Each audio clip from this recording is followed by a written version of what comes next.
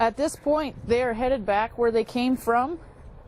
If they came from a trailer, in a different scenario, if they come from the pasture, we have a pen just on the side here. We rotate them up in the big paddock, and then when they think they're going to head back out to pasture, boom, they're in the funnel. So same situation here.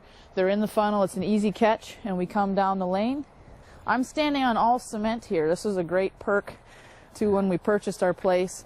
I was sharing with Dave prior to this conversation that this used to be a dairy operation, and even though at the point of when we bought it, did it look like a bison operation? No, it didn't. There was very, very minimal fencing. It was a lot of confinement, so we had a lot of fencing to do, and there was a lot of bare dirt and a lot of corn stubble at the time. But one perk with this that we really knew was a great asset, because we are in higher rainfall here in Wisconsin, so 35 inches of rainfall in the spring and winter, whatever, it gets muddy. So having this cement here was a huge asset for us. It does create a lot lower stress time in here for the animals, because they're not slopping around in mud up to their knees, and they're not kicking slop at each other. They're cleaner. They feel okay with laying down. It's just overall it has a great effect on them. So we have a steel wall here that we split this pen with.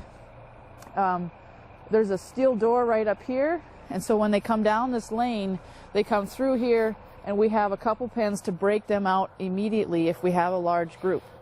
Today we'll be running a pretty small group. We'll have them broke down once we get them this far, but if we're running a couple hundred head down through here, we break them out as quick as we can into smaller units. At that point, that's an end of the road when they get down there. So now that they've been down there, they're thinking, okay, I want to come back where I just came from. So it's very easy. They always want to come back out this steel door over here. They come back out this door, and instead of keeping this lane open, what we do is we shut these gates.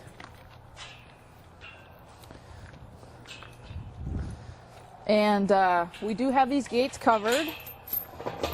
I will be sheeting these with plywood, but otherwise we will be covering these gates if you have a tarp or anything like that. Plywood is a lot more durable, obviously. Bison will always follow the light. In this situation, if I brought them back up in here, this is a hang-up. They would want to always follow this wall, because my intention is for them to go in this wood door right here. So they come down, they go that way, they come down here, they think they're going to go back out, and I always sort them back this way, over through this wood door, and I have several gates in here that swing slam latch gates that we do get to sort them out individually at this point.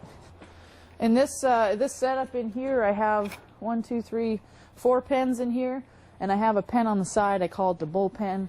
I can bypass an animal if I need to, if I have somebody that's being impatient, or if I have a group and I'm needing to sort out just one animal. If I have a bunch of heifers and I have a bull that I have not been able to sort in my prior handling, I can do that on the side. Just last week I had a yearling bull that was unusually very unreceptive to having anybody with him, and it worked great. I was able to separate him and put him in there, and he was just quiet, and it just changed the demeanor of the whole group. So once they come in here, it's another dead end, and they want to head back out where they came from, and it's the same kind of continuation of the same idea.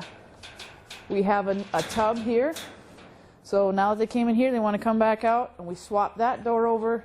They come in the tub. At this point, they are individual animals.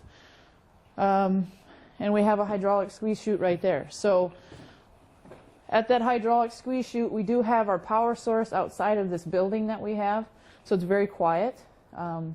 The only noise you hear is the whisper of just running a cylinder. It's extremely quiet. So we constantly talk at a normal tone of voice.